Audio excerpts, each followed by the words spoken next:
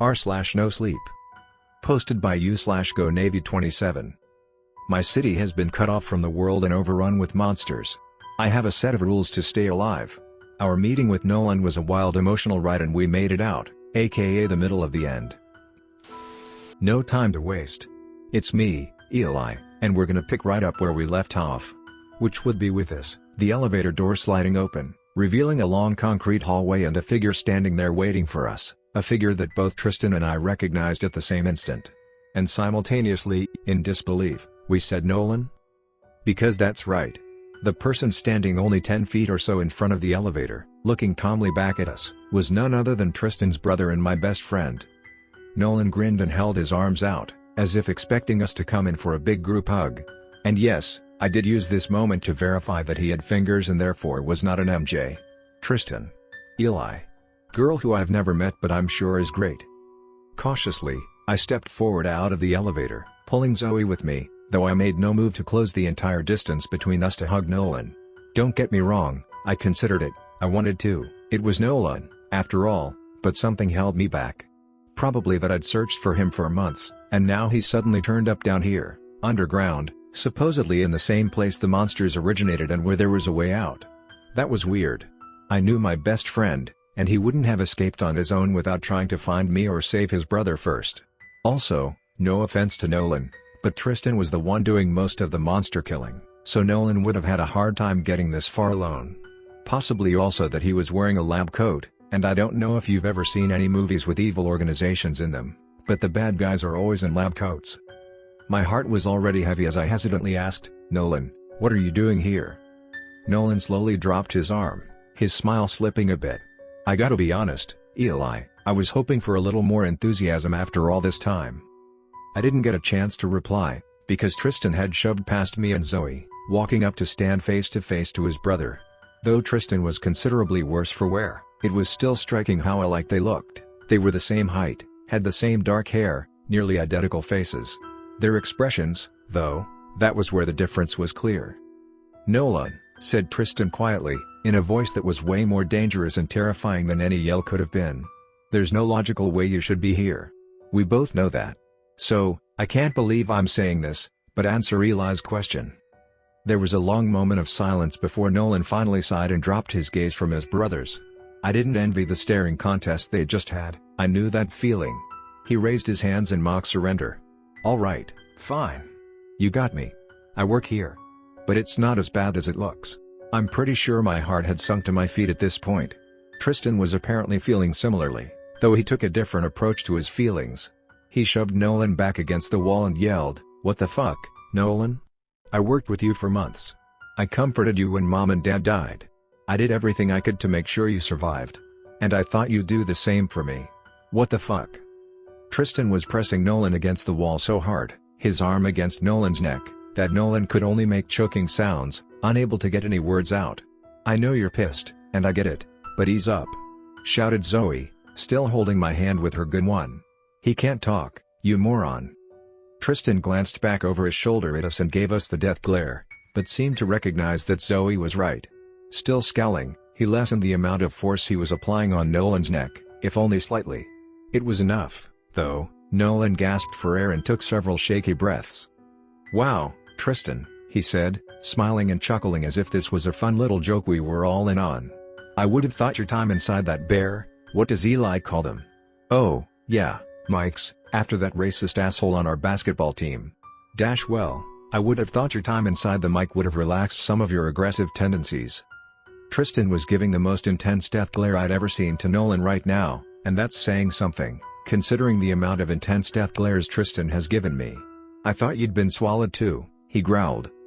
No, after I guessed wrong about the blind spots, I couldn't figure out how to kill it in time, so I fled, and I planned to track it down later with better weapons, but I could never find it. I've done nothing wrong here. I was gonna use the resources these people have to get you out. I couldn't take it anymore.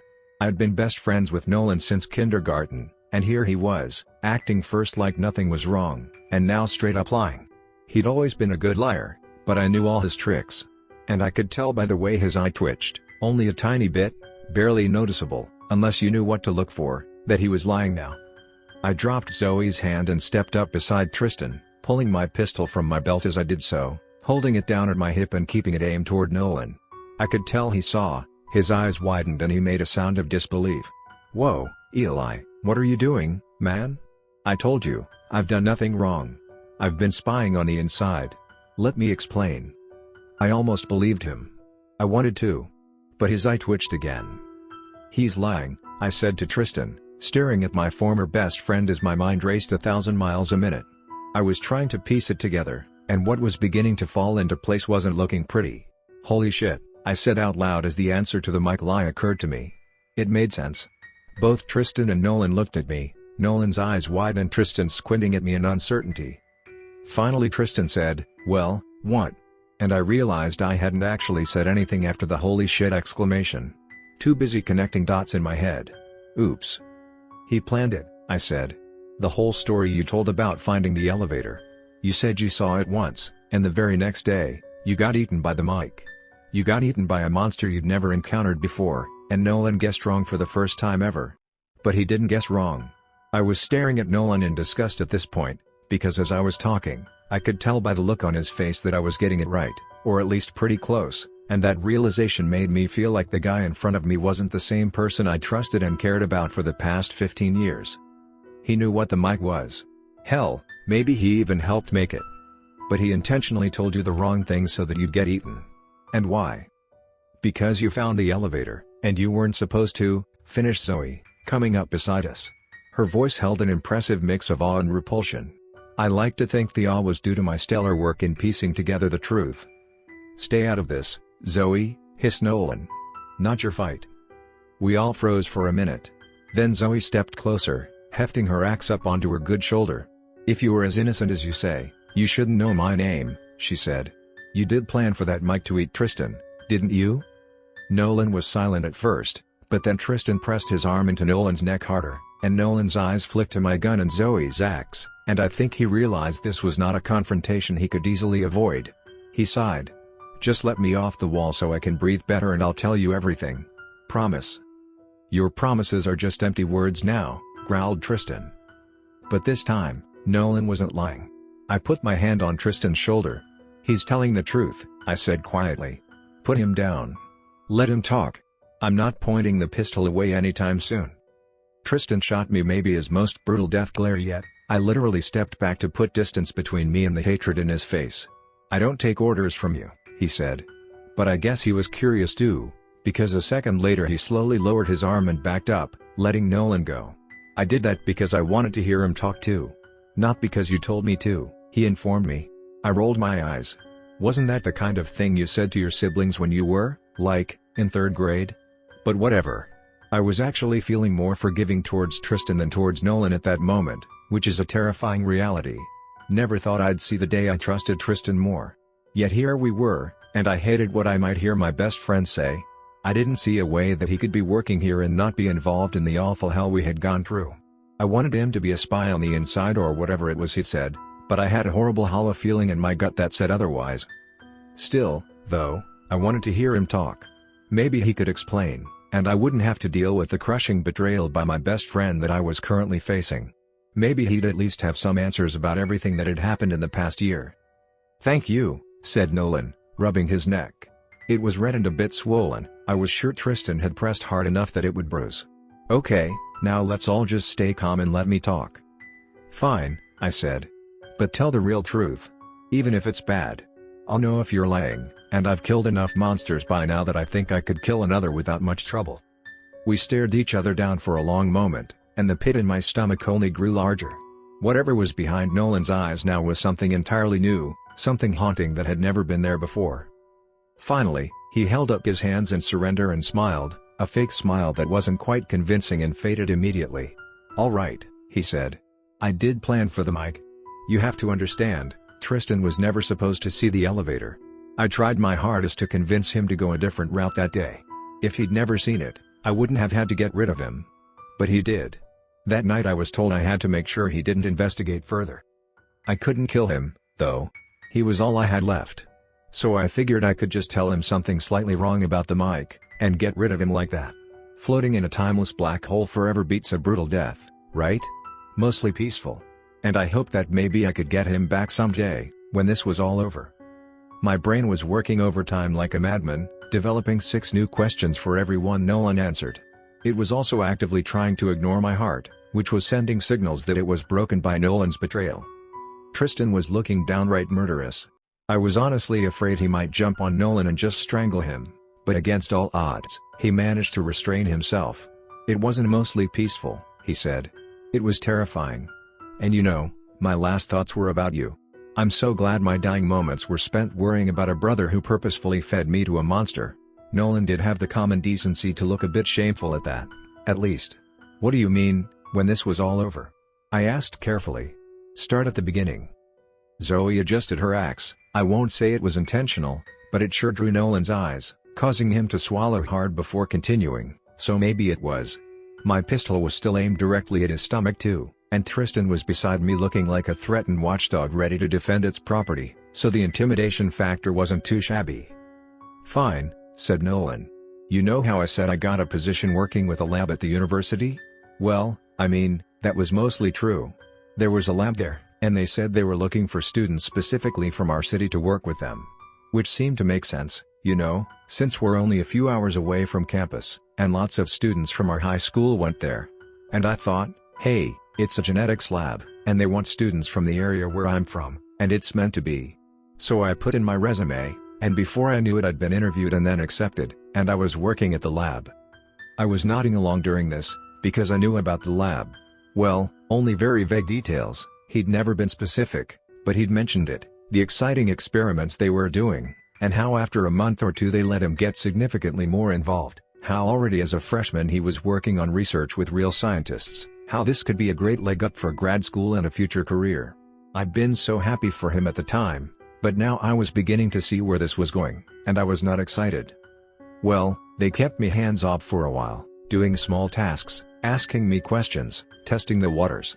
And by October, I guess they decided they liked me, because they sat me down and told me about the real project they were doing. The big one, they called it. They were an offshoot of a whole organization. I won't say the name, because you wouldn't know it anyway. I swear Zoe rolled her eyes so hard at this that they nearly rolled out of her head. "Not because it's above you or something," Nolan added quickly, probably upon seeing our expressions. "Like, you actually wouldn't know it, because they're kept under wraps by the government. They're government sanctioned, but what they do, well, it's kept secret. Like Area 51. Because the government wants to do certain experiments without the public knowing. It's not exactly legal stuff." I threw my gun-free hand up, gesturing vaguely around us. "Oh, you mean all this isn't legal?" I exclaimed. "I'm shocked." Nolan shot me an exasperated, "Eli, shut the fuck up look." It was all too familiar, and for just a second, I recognized my best friend. But then that second was over. "Anyway," he said pointedly. "They told me what they were doing, and what their plan was, and said I could be heavily involved. It was such a great opportunity. But they had certain conditions too. They gave me 24 hours to decide and said it would be a mistake if I refused." He closed his eyes briefly. "I don't think I had a choice. They'd just told me government secrets. If I'd said no, I'd probably turn up naked in a ditch somewhere." "Uh-huh," said Zoe. "Sucks. No sympathy here. Keep going."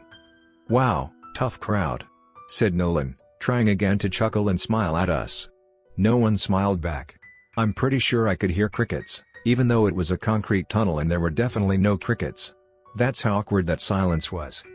Finally, Nolan cleared his throat and resumed. "I signed some paperwork, and they said that from then on, I couldn't tell anyone any details about the work we were doing. But God, it was so cool." His eyes were sparkling now, in a way that I really didn't like. "All the monsters that Eli so creatively named after people we went to school with. Nice work, by the way," he said, glancing at me, winking. They'd been designing them, perfecting them for years, and they were finishing. The genetics of it all was just incredible. The government had commissioned the whole thing. It had some official code name, but everyone at the lab just called it the Frankenstein Project. You know, because they were making monsters." Zoe groaned. "That's not original, like, at all, but at least they knew that Frankenstein was the scientist, not the actual monster," she said. "See? Told you she hates that misconception."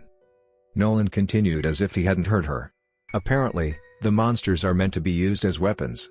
A new kind of warfare, or something. Maybe against other countries. I don't know the details. They wouldn't tell me that stuff. But with any new creation, you have to run trials first. By this point, me, Zoe, and Tristan were all dead silent, staring at Nolan with mixed expressions of fascination and horror. Because I think we'd all figured out where this was going. Nolan had the decency to look down at the ground, at least. That's why they wanted students from this city, specifically, he said. Because they'd decided to do the first trial run here. I helped a lot with that part, the city limits, the layouts, the logistics. It was just so interesting. They'd managed to build entirely new creatures, with unique genes that no one else in the world had ever studied. Do you know how incredible an opportunity that is for a college freshman studying genetics? He shook his head and finally raised his eyes again. I was disappointed to see they were empty of tears. I feel like he should have been crying as he recalled how he'd helped murder an entire city out of scientific curiosity. I helped them with all of it. They'd been working on this compound beneath the city for some time, too. To watch everything, to keep working down here and send more monsters up as needed, and I thought I'd be down here with them. But the week before day 0, they told me they wanted someone on the inside. And since I knew the city, it should be me. We were still silent. Sure, normally I'd say it sucked that whatever organization this was had basically lured my best friend in, got him trapped, and then tricked him into thinking he'd be working on the experiment when actually he'd be a part of it. But in this case, no. Yeah, I felt a little bad, but not that bad. Nolan had stuck around when he realized what was going to happen, after all. He hadn't warned anyone back home he cared about, he hadn't tried to stop it, no, instead he'd enthusiastically gone along with it, because he wanted to see what happened too. And he didn't even seem to feel guilty.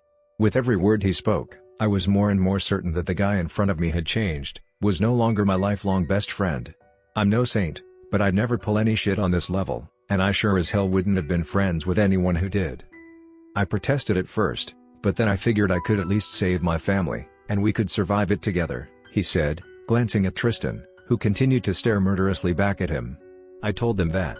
They said no, that a whole family surviving would be suspicious, and if anything went wrong, would make it easy to trace the experiment back to me, and therefore to the lab. But they were willing to compromise. Here he closed his eyes again, and when he opened them, this time I saw they were wet for the first time in our meeting. They said I could choose one family member. That they'd help me make sure whoever I chose survived the initial attack, but then it was up to me. And I should continue to live in the dome and play along until they said otherwise. Now Tristan broke the silence. He stepped forward, slowly, dangerously, and the look on his face was blood-chilling. Are you saying that you chose to kill Mom and Dad? His words were quiet, his voice deadly. Nolan instinctively tried to back up, but the wall was still right behind him, and he was cornered. No, he insisted. I'm saying I chose to save you. I couldn't save you all. They wouldn't let me.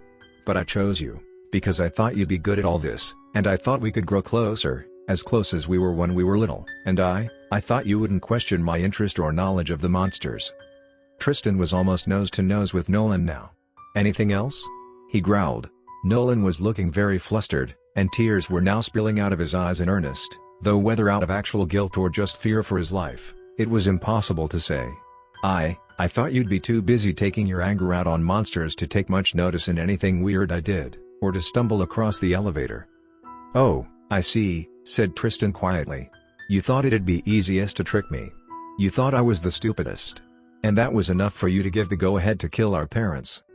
Nolan tried to protest, but Tristan steamrolled right over him, his voice low and, quite honestly, terrifying. I suppose all the crying after their deaths was fake. Well, I had no idea you were such a fantastic actor. I would be proud if it was my brother who was so talented. But you're no brother of mine.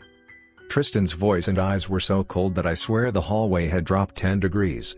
I stood there, pistol in hand, genuinely convinced that Tristan was about to attempt to murder Nolan right in front of us. And what did I do then? Shoot him? Shoot Nolan and help finish the job? Whose side was I on here? I didn't know. But Tristan didn't. He simply took a step back and then stood there, arms crossed, never looking away from his brother's face. I saved you twice, actually. Nolan insisted, finally finding his words. When Eli got you out of that mic, I made sure you survived the massacre. I knew we were close to the end. I thought I could find you after, and we could leave together." He sighed. "I didn't think you'd make it here and find things out the hard way. I mean, you hate Eli. I thought it was safe, that you wouldn't tell him anything. But now you're here, and things will have to end differently." "Well, that didn't sound good." Tristan said nothing, just continued to stare menacingly. Zoe interjected instead. "Nolan," she said cautiously. "Where's everyone else? Why would they leave you here alone? And if you're legally sworn to secrecy, why did you just tell us everything?" Suddenly Nolan's tears were gone, and now he smiled, perhaps the first real smile he'd had since we'd come down here. "So much for feeling guilty. What an interesting question. I'm glad you asked. They're all gone. They've moved on to the next city. Getting ready to start the next trial there. I'm here because you all are the last survivors. Did you know that? Congratulations. It's just the three of you left. I really am happy that it's you guys." He looked at me. "I didn't help you, you know. This was all you. But I'm thrilled that if anyone made it this long, it's you, Eli. And honestly not surprised. You always were tougher than you gave yourself credit for. I did enjoy watching you. I was impressed. You know, normally I'd love the compliments, but I'm having a hard time appreciating them from my former best friend who's turned out to be a raging sociopath," I said. He chuckled and shook his head. "No sociopath here. I won't apologize for prioritizing science in my career. Not to mention my country, since this is for the government. I'd argue it's all for the greater good." "Holy fuck," I said. "They've brainwashed you. You're just as bad as them." Zoe said, "You know, the greater good is very rarely great or good. In Harry Potter or in real life. Eli talked so highly of you. I wish I'd met you when you were still that person." And Tristan said nothing, just continued to stare with a look that was somehow so much more terrifying than the death glare. Nolan shrugged. "Well, it doesn't matter now what you think, and it doesn't matter that I told you everything. Because I'm here to make sure that the last survivors don't ever make it out of this dome." So the ending definitely wasn't good. Before any of us could react to the news that Nolan had been waiting around specifically to kill us, he quickly reached under his lab coat, grabbed something, and threw it at the ground. Smoke exploded all around us, and I felt air rush past me as, supposedly, he tried to make an escape. Coughing as I inhaled smoke, eyes watering, I tried to stumble out of it, but the smoke seemed to be everywhere. That is, until I felt someone grab my arm and pull me harshly, dragging me out of the cloud of smoke onto the other side. As my eyes and lungs cleared, I realized it had been Tristan. He'd grabbed Zoe too. "Come on," he said. "Nolan went that way." So, we went after him. I couldn't really run with my busted ankle, so I did a little hobble jump skip thing and kept up well enough, though pain exploded in my ankle with every step. Do not recommend. He hadn't gone far. Tristan led us down another hallway, and then through an open door. At first, I wondered why he hadn't made a run for it, but upon entering the room, it was easy to see the reason. We were in some kind of command center. There were screens everywhere.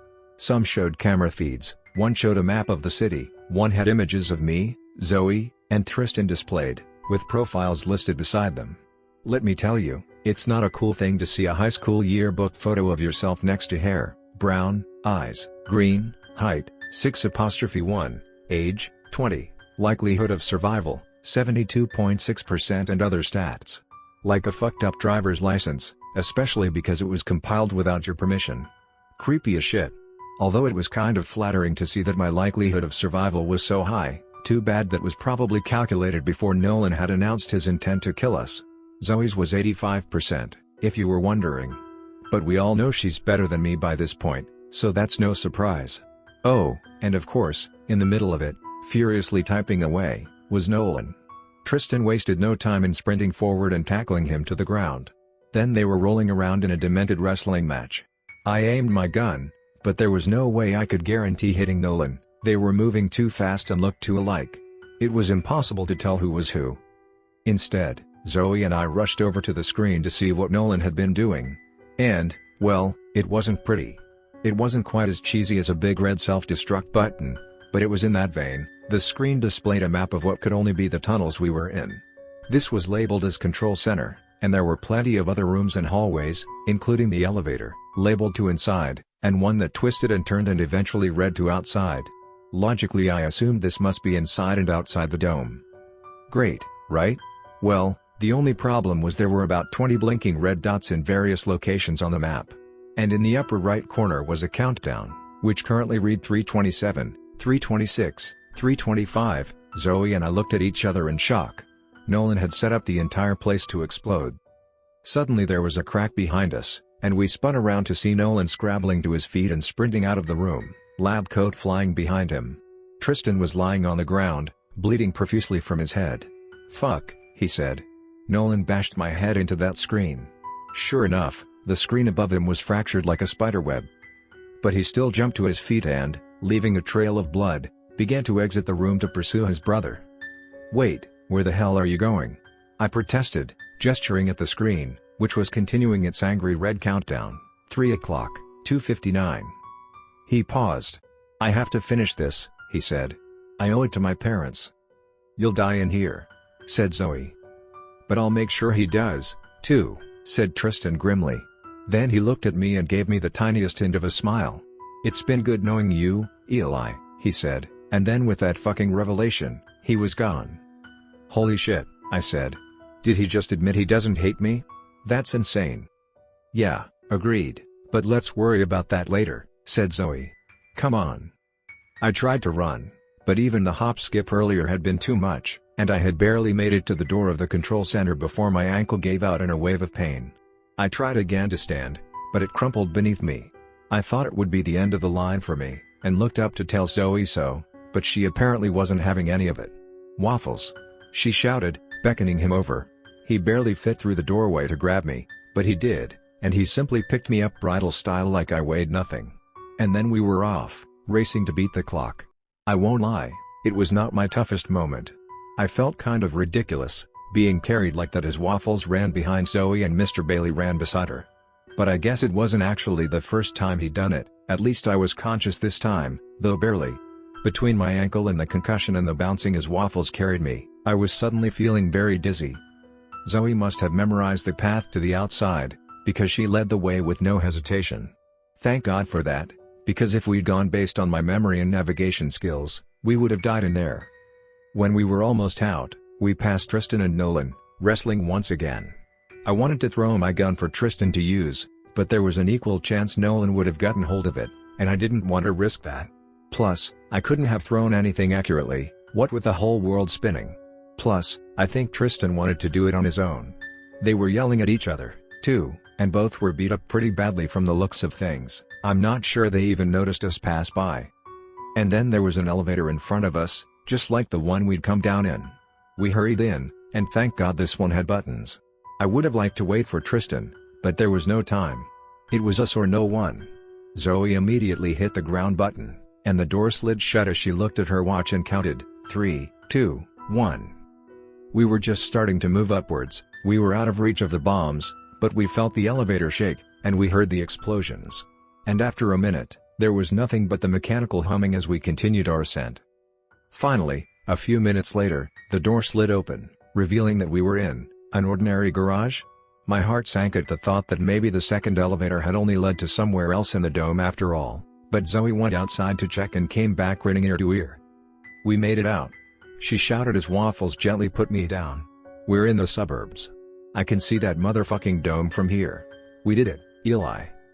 She hugged me, and then I passed out. No, really. The pain in my ankle had gotten to be too much, and I literally smiled at her, and then passed out. Real nice. Anyway, that's where we are. We've been out of the dome for about 72 glorious hours. We're still in the same house. It is just an ordinary, empty house, by the way, but one with fresh food and clean sheets and normal internet speeds. God, it feels like such a luxury after the past year.